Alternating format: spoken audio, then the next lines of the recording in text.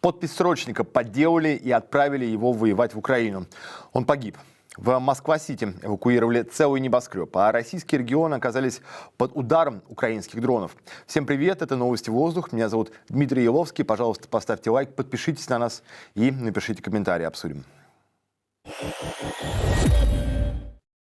Этой ночью ракеты атаковали Таганрог. Прилетело. На забор лез в дырку гаража.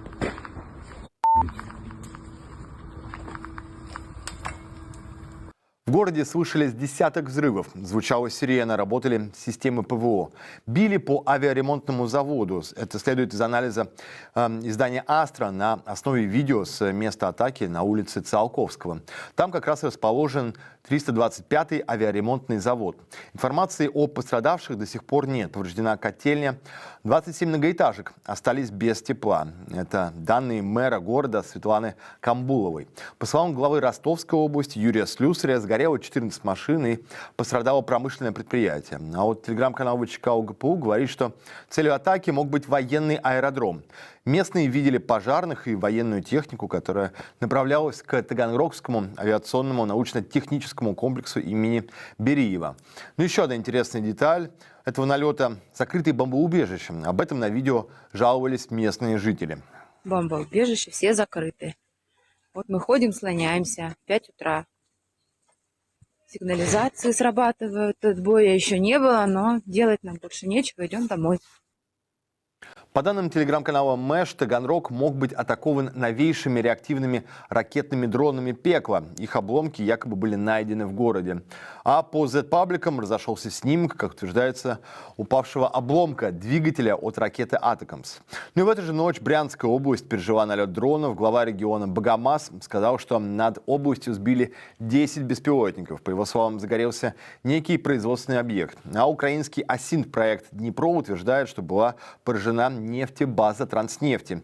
По данным телеграм-канала «Астра», загорелся наливной пункт нефтепровода «Дружба». Он находится в поселке Свень, рядом с Брянском. Эту информацию подтвердили и в Главном управлении разведки Украины. Ведомство утверждает, что при ударе сгорели 2 магистральных тепловоза, которые обслуживали российские войска. Украинский генштаб заявил, что атакованный объект использовался для хранения и отгрузки дизельного топлива. А президент Украины Владимир Зеленский прокомментировал ночные удары по Таганрогу и по Брянской области.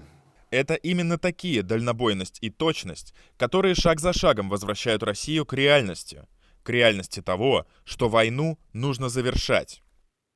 Ну теперь про российскую агрессию в Украине. Число жертв ракетного удара по Запорожью выросло до 9. Российская армия атаковала город накануне вечером. Удар пришелся на частную клинику. Ранены десятки жителей, в том числе 5-летняя девочка. Один из пострадавших в тяжелом состоянии. Это данные местных властей. Уже почти сутки спасатели разбирают завалы, под ними могут оставаться люди. Повреждены 20 жилых домов и 3 нежилых здания. Российская армия ударила по окрестностям Днепра. О последствиях атаки рассказал глава местной администрации Сергей Лысак. Повреждены частные дома, гараж, газопровод и линии электропередач. Чудом обошлось без пострадавших. И совершенно чудовищная история на Сахалине. Там за срочника подделали контракт с Минобороны. А он погиб на войне. Никита Молочковский судился с командованием части из-за фальшивого контракта, но его все равно отправили воевать. Уголовное дело по его иску следком закрыл. И вот факт подделки подтвердил Институт судебных экспертиз и криминалистики. Подпись в военном контракте на имя Никиты ему не принадлежало. Об этом сообщили источники редакции «Сибирь Реалии», которые знакомы с делом. Родные Молочковского говорили, что он не хотел воевать на фронт и мечтал вернуться домой. О его гибели в Донецкой области 4 октября сообщил губернатор Сахалинской области Валерий Лимаренко. Ну вот теперь, собственно говоря, понятно, при каких обстоятельствах произошла эта трагедия. Еще про Украину. Она, оказывается, оказала помощь сирийским повстанцам в деле свержения Асада. Это следует из публикации Washington Post. Украина предоставила военную помощь сирийским повстанцам перед свержением режима Асада. Киев направил 20 операторов беспилотников и 150 дронов в штаб-квартиру повстанцев в Идлибе для поддержки антиправительственных сил. Целью было ослабление позиций России и ее союзников в регионе.